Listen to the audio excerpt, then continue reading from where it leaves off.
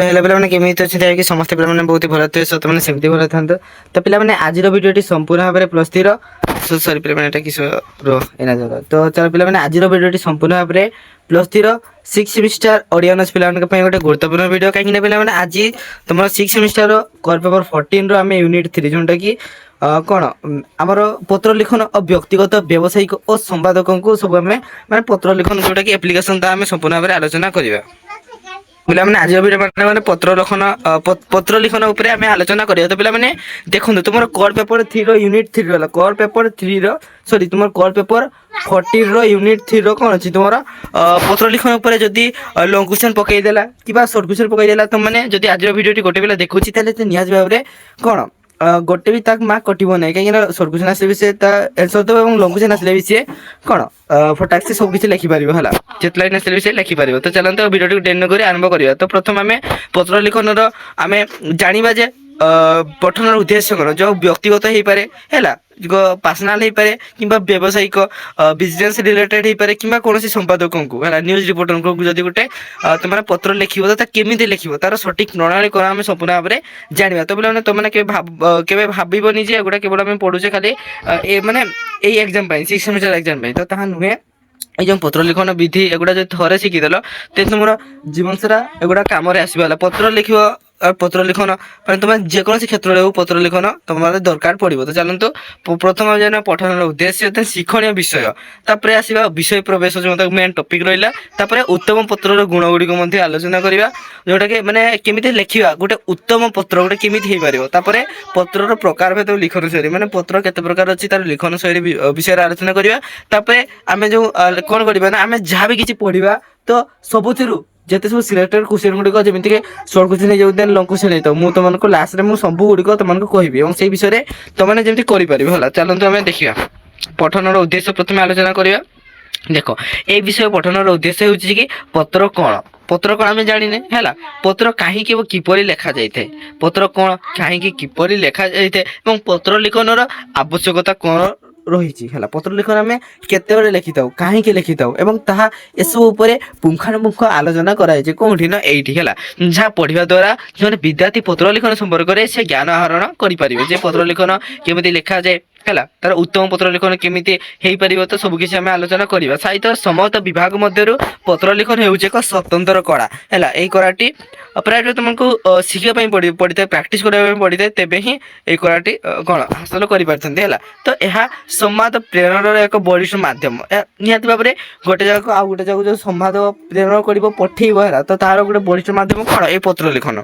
है आम जिते बेले कि कौन व्यक्ति बा अनुष्ठान को चिठी प्रेरण करूँ ताको कौन कह जाए पत्र बोली कह जाए जेकोसी क्षेत्र में देखो जो नोटिस गुड़िक आसता है जमी कॉलेज रू आ गोटे कॉलेज को जाऊ कि तुम सरकार तरफ जो ऑफिशियल नोटिस आसता है कौन को विश्वविद्यालय गुड़िक मानने यही दिन में सेमिस्टर हम सेमती से लेटर गुड़िक कौन कौन कह जाए चिठी आम ओडिया भाषा प्रचलित चिठीर समार्थ बोधक इंग्राजी शब्द हूँ कौन लेटर चिठी को कौन कह जाए इंग्राजी लेटर बोली कह जाए तो तुमने जानते तो यही चिठी पत्रर संज्ञा विषयकोश उल्लेख अच्छी जे पत्र हूँ एक लिखित संवाद पत्र कौन यहाँ हूँ गोटे लिखित संवाद जहाँकि कौन व्यक्ति अनुष्ठान डाक जोगे प्रेरण कराई डाक जोगे मैंने कौन जो पोस्ट ऑफिस रू है जो डाकवाला आसती जोटा कि हाँ पोस्ट ऑफिस जाए किंतु अधुना विज्ञान जुगे ऑनलाइन माध्यम यार बहुर व्यवहार बर्तमान विज्ञान जुग तुमने जानते सब तो फोन लैपटॉप द्वारा ईमेल द्वारा व्हाट्सएप द्वारा सब कम हो किंतु यार आवश्यकता बर्तमान सुधा होगी गोटे जोटा कि ऑफिशियल क्षेत्र में पुनश्च टेलीफोन ईमेल प्रभृतिर व्यवहार हेले बर्तमान पर्यंत चिठीटे लिखार उपयोगिता तार गुरुत्व हराई ना चिठी बर्तमान सुधा लेखा होची बर्तमान जुगर प्रत्येक शिक्षित व्यक्ति ठार आरंभ कर व्यवसाय स्कूल कॉलेज अनुष्ठान कोर्ट प्रति क्षेत्र में यार अवदान अनस्वीकार्य प्रति क्षेत्र में यार व्यवहार होची बर्तमान जाना शिक्षण विषय आम कौन शिखा देख यही एकक विद्यार्थी निम्न प्रसंग संपर्क में जानीपर कौन पत्र लिखन शैली विषय तापर पत्र लिखन आवश्यकता सब कौन रोचे है व्यक्तिगत पत्र कौन किपरि लिखा जाए व्यक्तिगत पत्र जो कि पर्सनाल लेटर जोटा है व्यावसायिक पत्र कौन आम किपरि लिखा जाए जो बिजनेस लाइन सहित संपादकीय कौन और किपरि लिखा जाए इत्यादि आम जाना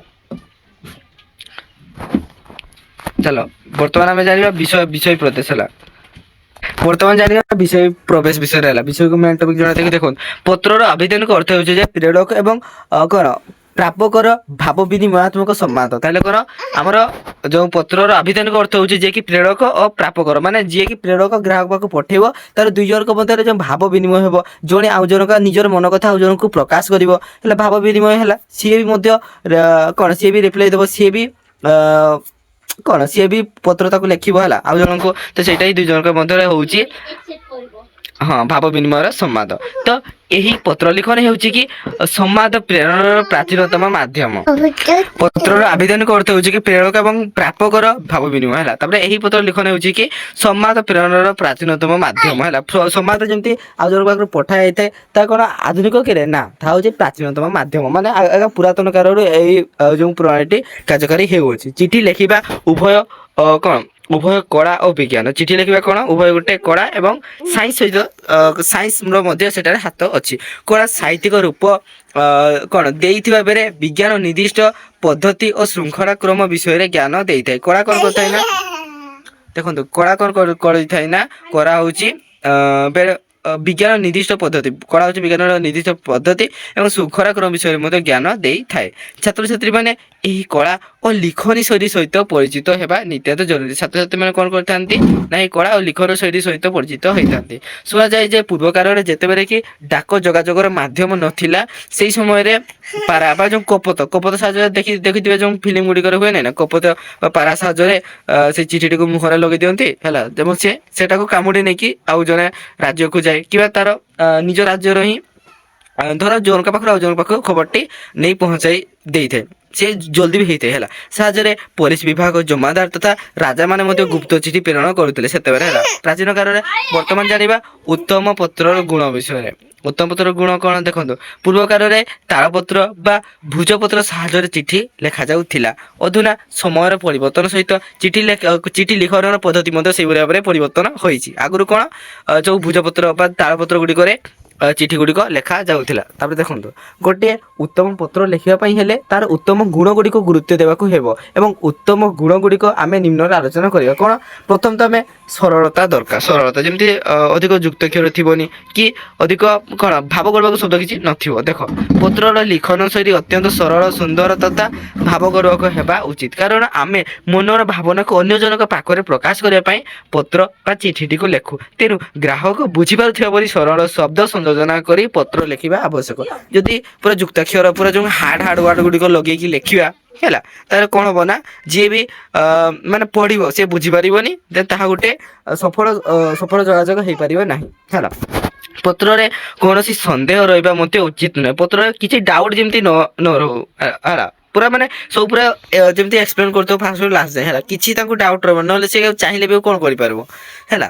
ଫୋନରେ ଥିଲେ ସିନା ପଚାରି ପାରିବ ଏଇଟା କଣ ହେଲା, ସେଟା ଥୋଡି ଚିଠିରେ ପଚାରି ପାରିବ ହଠାତ୍। ତେଣୁକରି କିଛି ଡାଉଟ ଯେମିତି ନ ରହିବା ଉଚିତ, ସନ୍ଦେହ ହେଲା। ତା ସହିତ ସଂକ୍ଷିପ୍ତତା, ସାଧାରଣତଃ ପତ୍ର ଗୁଡ଼ିକରେ ସଂକ୍ଷିପ୍ତ ଓ ତଥ୍ୟଭିତ୍ତିକ ହେବା ଆବଶ୍ୟକ। ସଂକ୍ଷିପ୍ତ ହଉ କିନ୍ତୁ ତଥ୍ୟଭିତ୍ତିକ ହେବା ଆବଶ୍ୟକ। ଆଉ ବୁଲେଇ ବାଙ୍କିକି ଯଦି ତମେ ଲେଖିବ ତ ତାହା କଣ ଯିଏ ପଢୁଥିବ ସିଏ ପଢିବନି। ଯଦି ପତ୍ର ଦୀର୍ଘ ହୋଇଥାଏ ତାହେଲେ ତା ଗ୍ରାହକର ଆନନ୍ଦକୁ କମାଇ ଦେଇଥାଏ। ଯଦି ଅଧିକ ପତ୍ରଟି ବଡ ହେଇଥିବ ତ ସେମାନେ କଣ ଯେତେ ସାନ ପତ୍ରକୁ ଯେତେ ଆଗ୍ରହର ସହିତ ପଢିବ, ବଡ ଯଦି ବିରାଟ ବଡ ଗୋଟେ ଲିଷ୍ଟ ଦେଇଦବ ହେଲେ 4-5 ପେଜ ଗୋଟେ ଦେଇଦବ, ସେ ସେତିକି ଆନନ୍ଦରେ ତାକୁ ପଢିବ କି ନା, ତାକୁ ସେ ପଢିବ ନାହିଁ। ଯଦି ପତ୍ର ସଂକ୍ଷିପ୍ତ ହୋଇଥାଏ ତା ଗ୍ରାହକକୁ ଆନନ୍ଦ ପ୍ରଦାନ କରିଥାଏ। ବର୍ତ୍ତମାନର ସମାଜରେ ବ୍ୟସ୍ତବହୁଳ ମାନବର ସମୟ ସ୍ୱଳ୍ପତା ଯୋଗୁଁ ସଂକ୍ଷିପ୍ତ ତଥ୍ୟଭିତ୍ତିକ ଚିଠି ଶିଷ୍ଟତାର ପରିଚୟ ଦେଇଥାଏ। ବର୍ତ୍ତମାନ ଦେଖ ପତ୍ରର ଭାଷା ଭଦ୍ର ହେବା ଉଚିତ। ସେଠି ଅଭଦ୍ରାମୀ ଯେମିତି ନ ହଉ, ବେ, ଶଳା, ତୁ, ତା ସେମିତି ଯେମିତି ଲାଙ୍ଗୁଏଜର ଇସ୍ତେମାଲ ନ କର। ଭଦ୍ର ଏବଂ ନମ୍ରତା ଗୁଣ ଉତ୍ତମ ବୁଝାମଣାରେ ସେତୁ ଭରି ସାହାଯ୍ୟ କରିଥାଏ। ସେତୁ ମାନେ କଣ ଗୋଟେ ପୋଲ ଭଳି ସାହାଯ୍ୟ କରିଥାଏ ଭଦ୍ର ଏବଂ ନମ୍ରତାର। ତେଣୁ ଆମେ ପତ୍ର ଲେଖିଲା ବେଳେ ସମ୍ମାନ ଓ ଉତ୍ତମ ଗୁଣ ଭଦ୍ରତା ଉପରେ ଗୁରୁତ୍ୱ ଦେବା ଉଚିତ। ନମ୍ରତା ଓ ଶିଷ୍ଟତା ହିଁ ଚିଠିର ମହତ୍ଵ ପ୍ରତିପାଦନ କରିଥାଏ। ବର୍ତ୍ତମାନ ଦେଖ ପତ୍ରର ପ୍ରକାର ଭେଦ ହେଲା, ପତ୍ର କେତେ ପ୍ରକାର ଏବଂ ତାର ଲିଖନ ଶୈଳୀ ବିଷୟରେ ଆଲୋଚନା କରିବା। ଦେଖ ଆମ ଭାଷାରେ ବିଭିନ୍ନ ପ୍ରକାର ପତ୍ରର ପ୍ରଚଳନ ଅଛି। ସେଗୁଡ଼ିକ ସାଧାରଣତଃ 4 ଭାଗରେ ବିଭକ୍ତ ହୋଇଥାଏ। କଣ ଗୋଟେ ହେଲା ବ୍ୟକ୍ତିଗତ ବା ଘରୋଇ ପତ୍ର, ଯୋଉଟା କି ଜଣେ ଭାଇ ଭଉଣୀଙ୍କ ନିକଟକୁ ଲେଖିଲା, ବାପା ପୁତ୍ରଙ୍କ ନିକଟକୁ ଲେଖିଲା, ସେଇଟା ହେଲା ଘରୋଇ ବା ବ୍ୟକ୍ତିଗତ। ଆଉ ଗୋଟେ ରହିଲା ବ୍ୟବସାୟିକ ପତ୍ର ବା ବାଣିଜ୍ୟିକ ପତ୍ର, ସେଇଟା ବିଜନେସ ରିଲେଟେଡ ଯେ ସବୁ ପତ୍ର ଗୁଡ଼ିକ ସେଗୁଡ଼ା ହେଲା ବ୍ୟବସାୟିକ ବାଣିଜ୍ୟିକ ପତ୍ର ଯିବ ହେଲା। ତାପରେ ହେଲା ସରକାରୀ ପତ୍ର, ଯୋଉଟା କି ସ୍କୁଲ କଲେଜ ଯେମିତି ସ୍କୁଲ କଲେଜ ଗୁଡ଼ିକରେ ସରକାର ତରଫରୁ ନୋଟିସ୍ ଗୁଡ଼ିକ ଆସୁଛି ହେଲା, ସେଟା ହେଉଛି ସରକାରୀ ପତ୍ର।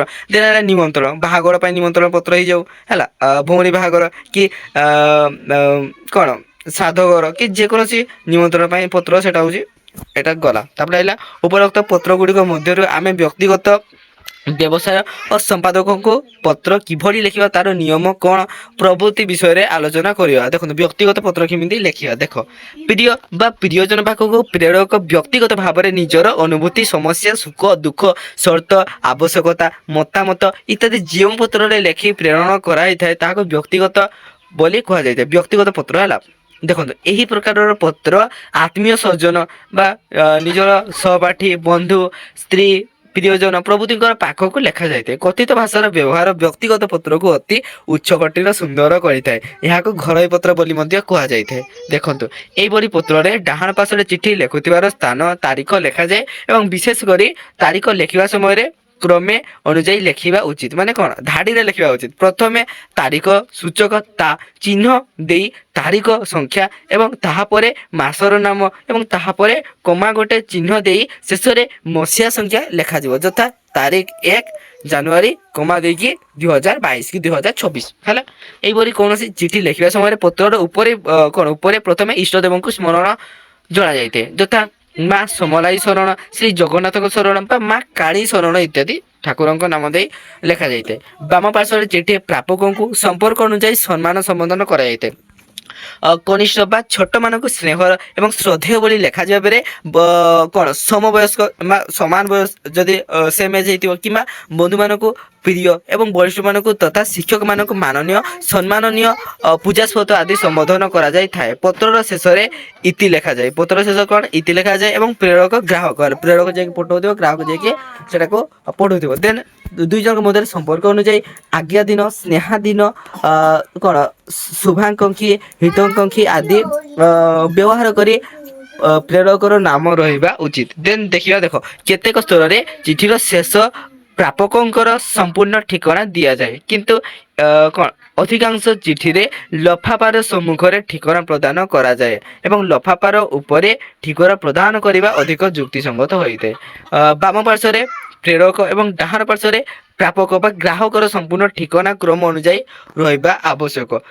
ତାପରେ ଦେଖ ଶେଷ ପର୍ଯ୍ୟାୟରେ ଗ୍ରାହକଙ୍କର ନିର୍ଭୁଲ ଠିକଣା ଲେଖିବାକୁ ହୁଏ, ଯାହାକି ପତ୍ର ଲିଖନର ଏକ ଗୁରୁତ୍ୱପୂର୍ଣ୍ଣ ଅଂଶ ଅଟେ। ଠିକଣା, ନାମ, ଗ୍ରାମ, ଡାକଘର, ଜିଲ୍ଲା ଏବଂ ପିନକୋଡ୍ ନମ୍ବର ଭଳି କ'ଣ କ୍ରମାନୁଯାୟୀ ଲେଖିବା ଉଚିତ ହୋଇଥାଏ। ଦେଖ ଆଉ ଗୋଟେ ନମୁନାଟା ଆମେ ଦେଖିବା, ଦେନ୍ ଆମେ ଜାଣିପାରିବା। ସ୍ନାତକ ପରୀକ୍ଷାରେ ତୁମର ଭବିଷ୍ୟତ ଲକ୍ଷ୍ୟ ସମ୍ପର୍କରେ ମାମୁଙ୍କ ନିକଟକୁ ପତ୍ର, ମା ସମଲାଇ ଶରଣ କିମ୍ବା ମା ଜଗନ୍ନାଥ ଶରଣ, ମା କାଳୀ ଶରଣ ଇତ୍ୟାଦି ଏଇଟା ଲେଖିପାରିବ। ଦେନ୍ ଆଇଲା ମତିପଡ଼ା, ଗୋଟେ ଏଇଠି ତୁମର ଲେଖିବ ଜାଗାଟା ହେଲା ମତିପଡ଼ା। ତାପରେ ଆଇଲା ପୂଜନୀୟ ମାମୁଁ, ମୋର ପ୍ରଣାମ ଗ୍ରହଣ କରିବେ କି ଅଜା, ଆଈ, ମାଇଁ ଏବଂ ମାଉସୀକୁ ମୋର ପ୍ରଣାମ ଜଣାଇବେ। ସତ୍ୟଜିତ ଓ ସୀମାକୁ ମୋର ସ୍ନେହ ଦେବେ। ମାମୁଁ, ତୁମର ଚିଠିଟି ଗତକାଲି ପାଇ ବହୁତ ଖୁସି ହେଲି। ମୋର ସ୍ନାତକ ପରୀକ୍ଷା ମୁଁ ବହୁତ ଭଲ କରିଛି। ମୋର ଆଶା ଓ ବିଶ୍ୱାସ ଅଛି ପ୍ରଥମ ଶ୍ରେଣୀ ପ୍ରଥମ ସ୍ଥାନ ଅଧିକାର କରିବି, ସେଥିପାଇଁ ମୁଁ ଆପ୍ରାଣ ଉଦ୍ୟମ କରିଛି। ମୋର ଲକ୍ଷ୍ୟ, ମୁଁ ବିଶ୍ୱଭାରତୀ ବିଶ୍ୱବିଦ୍ୟାଳୟରେ ଓଡ଼ିଆ ସମ୍ମାନରେ ସ୍ନାତକୋତ୍ତର ପଢ଼ିବି ଏବଂ ଭବିଷ୍ୟତରେ ଅଧ୍ୟାପକଟିଏ ହେବି ବୋଲି ବହୁତ ଆଗ୍ରହ ରହିଛି। ତେଣୁ ମୁଁ ଏହାକୁ ଲକ୍ଷ୍ୟ ରଖି ଆଗେଇ ଯିବି। ଏ ସମ୍ପର୍କରେ ଆପଣଙ୍କର ସୁଚିନ୍ତିତ ପରାମର୍ଶ ଅପେକ୍ଷାରେ ରହିଛି। ବାପା ମା ଭଲ ଅଛନ୍ତି? ତୁମେ ମାନେ କିପରି ଅଛ? ଚିଠି ପାଇ ଚିଠି ଦେବ। ଇତି ସ୍ନେହାଧୀନ ଶିବାନୀ। ସେପରି ଏପଟେ ଦେଖନ୍ତୁ ପ୍ରେରକ ରହିଲା, ଏପଟେ ପ୍ରାପକ ବା ଗ୍ରାହକ ରହିଲା ହେଲା। ନାମ ରହିଲା ଶିବାନୀ ପ୍ରଧାନ, ଗ୍ରାମ ମଦିପଡ଼ା, ଡାକଘର ମଦିପଡ଼ା ଏବଂ ଜିଲ୍ଲା ସମ୍ବଲପୁର, ପିନକୋଡ୍ ଦେଖ 78004। ସେପରି ଗ୍ରାହକ ନାମ ଲକ୍ଷ୍ମଣ ପ୍ରଧାନ, ଗ୍ରାମ କଳାପଥର ଏବଂ ଡାକଘର କଳାପଥର, ଜିଲ୍ଲା ସୁବର୍ଣ୍ଣପୁର, ପିନକୋଡ୍ ହେଉଛି କେତେ 767018। ତାପରେ ଗୋଟେ ବ୍ୟକ୍ତିଗତ ବା କ'ଣ ପର୍ସନାଲ ପତ୍ରର ନମୁନା 2 ହେଲା। ଏକ ଦର୍ଶନୀୟ ସ୍ଥାନ ଭ୍ରମଣର ଅନୁଭୂତି ସମ୍ପର୍କରେ ବର୍ଣ୍ଣନା କରି ସାଙ୍ଗ ନିକଟକୁ ଗୋଟେ ପତ୍ର ଲେଖ। ଶ୍ରୀ ଜଗନ୍ନାଥଙ୍କ ଶରଣ ରହିଲା, ଆଉ ଉଲଣ୍ଡା ଗ୍ରାମ ରହିଲା, ସେହିପରି ତୁମର ଗ୍ରାମର ନାମ ଲେଖିବ ହେଲା। ଏଇଟା କେମିତି ଲେଖା ହେଇଛି ପତ୍ରଟା ତୁମେ ପଢ଼ିନିଅ ହେଲା। ଗୋଟେ ମୁଁ କିଛି ପଢ଼ୁନାହିଁ, ନହେଲେ ଭିଡ଼ିଓଟି ବଡ଼ ହେଇଯିବ। ଅଲରେଡ଼ି ହେଇସାରିଲା। ଆରେ ଢେର ସାରା ନମୁନା ଅଛି। ବ୍ୟକ୍ତିଗତ ପତ୍ର ନମୁନା 3 ଅଛି। ଏଇଟା ସବୁ ଛୁଟିକୁ କେମିତି ଛୁଟି କଟାଇବା ନିମନ୍ତେ ପତ୍ରଟି ହେଲା। ଏଗୁଡ଼ା ପଢ଼ କେମିତି। ଦେଖନ୍ତୁ ପ୍ରେରକ ରହିଲା, ଏପଟେ ଗ୍ରାହକ ରହିଲା, ବାସ୍ ନାମ, ଗ୍ରାମ, ଡାକଘର, ଜିଲ୍ଲା, ପିନକୋଡ୍ ଏତିକି ମନେ ରହିଲା। ତାପରେ ହେଲା ବ୍ୟକ୍ତିଗତର ନମୁନା। এটা ব্যক্তিগত নমুনা 4 রহিলা। এটা স্বাস্থ্য রক্ষা নিমন্তে গোটে পত্র রহিলা ହେଲା। এটা ବ୍ୟବସାୟିକ ପତ୍ର ବାଣିଜ୍ୟିକ ପତ୍ର ଏଟା କଣ ଜାଣିବା ହେଲା। ବାଣିଜ୍ୟ ଓ ବ୍ୟବସାୟ ଆମ ସାମାଜିକ ଜୀବନ ପାଇଁ ଏକ ଅବିଚ୍ଛେଦ ଅଙ୍ଗ ହୋଇଥାଏ। ବାଣିଜ୍ୟ କାରବାର ତଥା କ୍ରୟ ବିକ୍ରୟ ଆଧାର କରି ଯେଉଁ ପତ୍ର ଲେଖାଯାଇଥାଏ ତାହାକୁ ବ୍ୟବସାୟିକ ପତ୍ର ବୋଲି କୁହାଯାଇଥାଏ। ଏହି ପ୍ରକାରର ପତ୍ର ମହାଜନ ଗ୍ରାହକ ବିକ୍ରେତା କମ୍ପାନୀ ପ୍ରଭୃତିଙ୍କ ପାଖକୁ ଲେଖାଯାଇଥାଏ। ଏହାକୁ ବାଣିଜ୍ୟିକ ପତ୍ର ମଧ୍ୟ କୁହାଯାଏ। ଦେଖନ୍ତୁ ଏହି ପତ୍ର ଲିଖନକୁ ଅତି ସଂକ୍ଷିପ୍ତ ଓ ସ୍ପଷ୍ଟ କରିବା ଦରକାର, କାରଣ ବ୍ୟବସାୟ କରୁଥିବା ଲୋକମାନଙ୍କର ସମୟ ଅଭାବ ତାଙ୍କର ଟାଇମ ଯେହେତୁ କମ ଥାଏ ନା, ତେଣୁକରି ସର୍ଟଲି ଲେଖିବା ଆବଶ୍ୟକ। ବ୍ୟବସାୟିକଙ୍କୁ ବ୍ୟବସାୟୀ ବ୍ୟକ୍ତିଙ୍କୁ ଓ ବ୍ୟକ୍ତି ବ୍ୟବସାୟିକକୁ ବ୍ୟବସାୟୀ କମ୍ପାନୀକୁ ଏବଂ କମ୍ପାନୀ ବ୍ୟବସାୟୀଙ୍କୁ କମ୍ପାନୀ ସରକାରଙ୍କୁ ଏବଂ ସରକାର ମଧ୍ୟ କମ୍ପାନୀ ତଥା ବ୍ୟବସାୟିକଙ୍କ ଏ ପ୍ରକାରର ପତ୍ର ଦେଇଥାନ୍ତି। ଉକ୍ତ ପତ୍ର ମାର୍ଜିତ ତଥା ରୁଚି ସମ୍ପନ୍ନ ଓ ସମ୍ମାନ ରହିବା ଦରକାର। ବର୍ତ୍ତମାନର ବିଜ୍ଞାନ ଯୁଗରେ ଲିଖିତ ମାଧ୍ୟମରେ ପତ୍ର କ୍ୱଚିତ ଦେଖିବାକୁ ମିଳୁଛି। ବିଶେଷ କରି ଇମେଲ ମାଧ୍ୟମରେ ଏହାର କାର୍ଯ୍ୟ ସମ୍ପାଦନ ହେଉଛି। ଏହି ପତ୍ର ବ୍ୟକ୍ତିଗତ ପତ୍ରଠାରୁ ସମ୍ପୂର୍ଣ୍ଣ ଭିନ୍ନ ଅଟେ ହେଲା। ଏହି ପ୍ରକାର ପତ୍ରରେ ସମ୍ପୂର୍ଣ୍ଣ ତଥ୍ୟ ଦେବା ଦରକାର। ଅସମ୍ପୂର୍ଣ୍ଣ ତଥ୍ୟ ଲେଖା ସନ୍ଦେହଜନକ ହୋଇଥାଏ। ଦେଖନ୍ତୁ ବିକ୍ରୟ ବା କ୍ରୟ କରୁଥିବା ଜିନିଷ ଗୁଡ଼ିକର ମୂଲ୍ୟ କମ୍ପାନୀ ଏବଂ ଦେଖନ୍ତୁ ଏକ୍ସପାରି ଡେଟ୍ ବିଷୟରେ ଉଲ୍ଲେଖ କରିବା ନିତ୍ୟାନ୍ତ ଜରୁରୀ। ଏଥିରେ ଅପ୍ରାସଙ୍ଗିକ ବିଷୟରେ ଅବତାରଣା କରାଯିବ ନାହିଁ। ସମ୍ମାନ ଏବଂ ବିଶ୍ୱାସ ଏହାର ମୁଖ୍ୟ।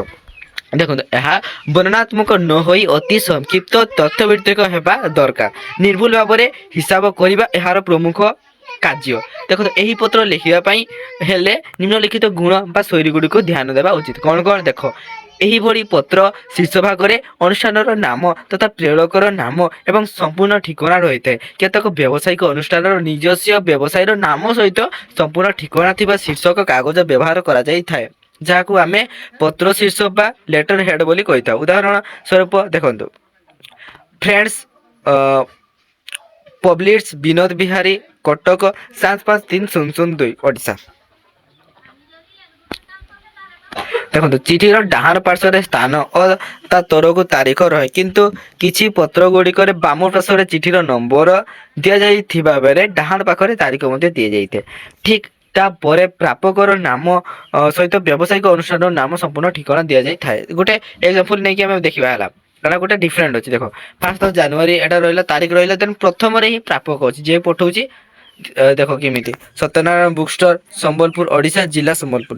ପ୍ରାପକଙ୍କ ଠିକଣା ତରକୁ ସମ୍ମାନ ଜଣାଇ ଲେଖାଯାଇଥାଏ, ଯଥା ମହାଶୟ ପ୍ରିୟ କି ମହାଶୟ ପ୍ରିୟ ବିତରକ ପ୍ରଭୃତି। ତା ତରକୁ ବିଷୟ ମଧ୍ୟ ଲେଖାଯାଇଥାଏ, ଯଥା ବିଷୟ ଆମ ସଂସ୍ଥାନର ବିକ୍ରୟ ପ୍ରତିନିଧି ହେବା ନିମନ୍ତେ। ତା ତରକୁ ପ୍ରସଙ୍ଗ ରହିବ, ତା ତରକୁ ପ୍ରସଙ୍ଗ ଉପସଂହାର। ଶେଷରେ ଡାହାଣ ପାର୍ଶ୍ୱରେ ସମ୍ମାନ ଜଣାଇ ଧନ୍ୟବାଦର ସହିତ ପ୍ରତିନିଧିଙ୍କର ସ୍ୱାକ୍ଷର ଓ ତାରିଖ ମଧ୍ୟ ସେଟା ରହିଥାଏ। ଧନ୍ୟବାଦ ସହିତ ଦରଖାସ୍ତ ଓ ମୋହର ମଧ୍ୟ ଦିଆଯିବ। ସମ୍ପୂର୍ଣ୍ଣ ଶେଷରେ ଯଦି ନକଲ ଅନ୍ୟ କାହାକୁ ପଠାଇବାକୁ ଥିଲେ, ଏହା ନିମ୍ନରେ ଲିଖିତ ଭାବରେ ଲେଖାଯାଇଥାଏ। ଏହାର ନକଲ ମହାନିର୍ଦ୍ଦେଶକଙ୍କ ଅବନତି ନିମନ୍ତେ ପ୍ରେରଣ କରାଗଲା। ଦେଖ ବ୍ୟବସାୟିକ ପତ୍ରର ନମୁନା ଗୁଡ଼ିକ। 1 ପୁସ୍ତକ ଯୋଗାଣ ନିମନ୍ତେ ଗୋଟେ ପ୍ରକାଶକ ପତ୍ର। ଫାଷ୍ଟ ପ୍ରେରକ ରହିଲା ହେଲା, କୁଳସଚିବ ଓଡ଼ିଶା ରାଜ୍ୟ ମୁକ୍ତ ବିଶ୍ୱବିଦ୍ୟାଳୟ ସମ୍ବଲପୁର ଓଡ଼ିଶା। ଦେନ୍ ଚିଠି କ୍ରମାଙ୍କ ରହିଲା 200। ତାପରେ ପ୍ରାପକ ରହିଲା ହେଲା, ବିଷୟ ରହିଲା ମହାଶୟ, ତାପରେ ରହିଲା ଦେନ୍ ଏଗୁଡ଼ା ସବୁ କମନ ପାଠ ହେଲା। ଦେନ୍ ତାପରେ ଦେଖ ସେହିପରି ବ୍ୟବସାୟ ପତ୍ର ନମୁନା 2 ଏଗୁଡ଼ା ବି ପଢ଼। ଅମ୍ଫେଡ୍ କ୍ଷୀର ଏବଂ ଦହିର ପନିର ଯୋଗାଇବା ପାଇଁ ପରିଚାଳକଙ୍କ ଅନୁରୋଧ ପତ୍ର କେମିତି ଲେଖା ହେଇଛି ହେଲା, ଏଗୁଡ଼ା ପଢ଼। ସବୁ ପଢ଼ିଲେ ହିଁ ତମେ ପ୍ରାକ୍ଟିସ୍ ହବ, ଯେତେ ପଢ଼ିବ। ତାପରେ ରହିଲା ସମ୍ପାଦକଙ୍କୁ ପତ୍ର, ସେଟା କେମିତି ଲେଖାଯାଏ ଚାଲ ଦେଖିବା ହେଲା। ଗଣତନ୍ତ୍ର ଶାସନ ବ୍ୟବସ୍ଥାରେ ସମ୍ପାଦକଙ୍କୁ ଚତୁର୍ଥ ସ୍ତମ୍ଭ ବୋଲି ବିବେଚନା କରାଯାଇଥାଏ। ଏହା ଜନସାଧାରଣଙ୍କ ଅଭିଯୋଗକୁ ପ୍ରକାଶିତ କରି ସରକାରଙ୍କର ଦୃଷ୍ଟି ଆକର୍ଷଣ କରିଥାଏ ତଥା ଜନସାଧାରଣ ଓ ସରକାରଙ୍କର ମଧ୍ୟରେ ସେତୁ ବା ଗୋଟେ ବ୍ରିଜ ଭଳି ଏହା କାର୍ଯ୍ୟ କରିଥାଏ, ବ୍ରିଜ ଭଳି ହେଲା। ଦେନ୍ ଏହା ମାଧ୍ୟମରେ ଜନସାଧାରଣଙ୍କ ସମସ୍ୟାର ସମାଧାନ କରାଯାଇଥାଏ। ସରକାରଙ୍କର ଉଦାସୀନତା ମନୋଭାବ ଅନ୍ୟାୟ ତଥା ଜନସାଧାରଣଙ୍କ ପ୍ରତି ଅବହେଳା ଆଦି ବିଷୟକ ତଥ୍ୟ କ'ଣ ନାଗରିକ ମାନେ ଖବର କାଗଜ ସମ୍ପାଦକଙ୍କୁ ପତ୍ର ଲେଖନ୍ତି। ତାହା ସମ୍ପାଦକଙ୍କୁ ପତ୍ର ଶିରୋନାମାରେ ପ୍ରକାଶିତ ହୋଇଥାଏ। ନିଜ ଅଞ୍ଚଳରେ ହେଉଥିବା କ'ଣ ଅସୁବିଧାକୁ ସରକାରଙ୍କ ଦୃଷ୍ଟି ଆକର୍ଷଣ କରିବା ପାଇଁ ସାମ୍ବାଦିକଙ୍କୁ ପତ୍ର ଲେଖାଯାଇଥାଏ। ସମ୍ବାଦ ପତ୍ରରେ କେବଳ ସମ୍ବାଦ ପରିବେଷଣ କରାଯାଏ ନାହିଁ, ସେହି ତଥ୍ୟ ଯଦି କଣ ସତ୍ୟ ଏବଂ ସମ୍ବାଦ ଉପଯୋଗୀ ହୁଏ ତାହା ହେଲେ ତାହା ସାମ୍ବାଦିକ ଛପାଇଥାନ୍ତି। ସମ୍ପାଦକଙ୍କୁ ପତ୍ର ଲେଖିବା ପାଇଁ ନିମ୍ନଲିଖିତ ଶୈଳୀ ଉପରେ ଗୁରୁତ୍ୱ ଦେବା ଉଚିତ। ଦେଖନ୍ତୁ ଏହି ପତ୍ରରେ ପ୍ରଥମେ ଆମେ ସମ୍ବାଦପତ୍ରଙ୍କୁ ସମ୍ମାନ ଜଣାଇ ସେ ଯେଉଁ ସମ୍ବାଦପତ୍ରର ସମ୍ପାଦକ ହୋଇଥିବେ ତାହାର ଗୋଟେ ସମ୍ପୂର୍ଣ୍ଣ ଠିକଣା ସହିତ ଗୋଟେ ପିନକୋଡ୍ ମଧ୍ୟ ଲେଖାଯାଇଥାଏ। ଏଟା ଗୋଟେ ଦେଖନ୍ତୁ ସମାଜ ସମ୍ପାଦକ ରହିଲା ସମାଜ ଗୋପବନ୍ଧୁ ଭବନ ଦେନ୍ ବକ୍ସି ବଜାର କଟକ, ଏପଟେ ତାରିଖ ରହିଲା। ତା ତରକୁ ଆପଣଙ୍କର ଅଞ୍ଚଳର ଅଭିଯୋଗକୁ ଅତି ସରଳ ସଂକ୍ଷିପ୍ତ ଏବଂ ଗୋଟେ ଶୁଦ୍ଧ ଭାଷାର ପ୍ରସଙ୍ଗ ଲେଖାଯାଇଥାଏ, ଯାହାକି ସତ୍ୟ ଏବଂ ସମାଜ ସଚେତନ ହେବା ନିତାନ୍ତ ଆବଶ୍ୟକ ହୋଇଥାଏ। ଶେଷରେ ସମ୍ପାଦକଙ୍କୁ ଅନୁରୋଧ କରି ଲେଖିବା ଯେ ମହାଶୟ, ଉକ୍ତ ତଥ୍ୟକୁ ସରକାରଙ୍କର ଦୃଷ୍ଟିଗୋଚର ନିମନ୍ତେ ଆମର ଏହି ଆବେଦନ ପତ୍ରଟିକୁ ଆପଣଙ୍କର ସମ୍ବାଦପତ୍ରରେ ସ୍ଥାନିତ କରିବା ପାଇଁ ଅନୁରୋଧ। ପରିଶେଷରେ ବାମ ପାର୍ଶ୍ୱରେ ନିଜ ଅଞ୍ଚଳର ନାମ ସହିତ ତରେ ତାରିଖ ଦେଇ ଡାହାଣ ପାର୍ଶ୍ୱରେ ଆପଣଙ୍କର ବିଶ୍ୱସ୍ତ ଲେଖି ଦରଖାସ୍ତ ଲେଖିବା ଉଚିତ। ଏଟା ରହିଲା ସମ୍ପାଦକଙ୍କ ପତ୍ର ହେଲା। ଏଗୁଡ଼ା ସବୁ ପଢ଼, ଏଗୁଡ଼ା ମୁଁ କିଛି ପଢ଼ୁନାହିଁ। ବର୍ତ୍ତମାନ ଏଇଟା ସମ୍ପାଦକଙ୍କ ପତ୍ର ନମୁନା 2 ହେଲା। ତାପରେ ଏଗୁଡ଼ା କିଛି ତମର କ୍ୱେଶ୍ଚନ୍ ରହିଲା ଯେଉଁ ଆମେ ପଢ଼ିଲେ, ତ ସେଇ ଭିତରୁ କିଛି ଲଙ୍ଗ କ୍ୱେଶ୍ଚନ୍ ଅଛି, ତ ସେଇଠୁ ତମାନେ ଏଗୁଡ଼ା କର। ଏଗୁଡ଼ା କି ଅଣଦେଖା କରିବନି, ଏଗୁଡ଼ା କର। ଏଇଟା କନେଇ ଯେତେ କରିବ ସେତେ ପ୍ରାକ୍ଟିସ୍ ହବ। ବୁଲି ଯାଇଥିବା ଦର୍ଶନୀୟ ସ୍ଥାନ ସମ୍ପର୍କରେ ବଡ଼ ଭାଇଙ୍କ ନିକଟ ଗୋଟେ ଚିଠି ଲେଖ। ପତ୍ର କ'ଣ? ପତ୍ରର ପ୍ରକାରଭେଦ ସମ୍ପର୍କରେ ସମ୍ୟକ ସୂଚନା ପ୍ରଦାନ କରି ଉତ୍ତମ ପତ୍ରର ଗୁଣଗୁଡ଼ିକ ଆଲୋଚନା କର। ଦେନ୍ ଏଟା ଲଙ୍ଗ କ୍ୱେଶ୍ଚନ୍ ହେଲା। 2 ନମ୍ବର ରହିଲା ଅମ୍ଫେଡ୍ ଅନୁଷ୍ଠାନକୁ କ୍ଷୀର, ଦହି, ପନିର ଯୋଗାଇ ଦେବା ପାଇଁ ଅନୁରୋଧ ପତ୍ର ଲେଖ କିମ୍ବା ଅରଣ୍ୟ ସଂରକ୍ଷଣ ବ୍ୟବସ୍ଥା କରାଯିବା ପାଇଁ ସମ୍ପାଦକଙ୍କୁ ପତ୍ର ଲେଖ। ବାସ୍ତବ ଗୋଟେ ନିହାତି ପ୍ରାକ୍ଟିସ୍ କର। କେଉଁଠୁ? ଗୋଟେ ହେଲା ତୁମର ବ୍ୟକ୍ତିଗତ, ତା ସହିତ ଯେଉଁ କ'ଣ ବ୍ୟବସାୟିକ, ଏବଂ ଆଉ ଗୋଟେ ହେଲା ତମର ସମ୍ପାଦକଙ୍କୁ 3ଟା ପତ୍ର ଲେଖ। ସଂକ୍ଷିପ୍ତ ଉତ୍ତରମୂଳକ ପ୍ରଶ୍ନ, ଯେଉଁଟାକି ପତ୍ର କାହାକୁ କୁହାଯାଏ? ବ୍ୟକ୍ତିଗତ ପତ୍ର କ'ଣ, ବାଣିଜ୍ୟିକ ପତ୍ର କ'ଣ, ସମ୍ପାଦକଙ୍କୁ ପତ୍ର କ'ଣ ହେଲା। ତାର ସହାୟକ ଗ୍ରନ୍ଥ ସହିତ ଆସିଲା, ଏଗୁଡ଼ା ଏତେ ଦରକାର ନାହିଁ। ତାପରେ ମାନେ ଏଇଠି ତମର ସମ୍ପୂର୍ଣ୍ଣ ଭାବରେ ଯେଉଁ ପତ୍ର ଲିଖନଟି କ୍ଲାସଟି ସରିଲା। ଯଦି ତମମାନଙ୍କୁ ବୁଝି ହେଲା ତ ଚ୍ୟାନେଲକୁ ଲାଇକ୍ କରନ୍ତୁ, ଭିଡ଼ିଓଟିକୁ ଲାଇକ୍ କରନ୍ତୁ, ଚ୍ୟାନେଲକୁ ସବସ୍କ୍ରାଇବ୍ କରନ୍ତୁ ଏବଂ କମେଣ୍ଟ ମାଧ୍ୟମରେ ନିଜର ମତାମତ ଜଣାନ୍ତୁ ଏବଂ ନିଜ ସାଙ୍ଗମାନଙ୍କ ନିକଟକୁ ମଧ୍ୟ ସେୟାର କରିଦିଅନ୍ତୁ, ଯାହାଫଳରେ ସେମାନେ ମଧ୍ୟ ଦେଖିକି ଉପକୃତ ହେଇପାରିବେ। ଧନ୍ୟବାଦ। ଜୟ ଜଗନ୍ନାଥ।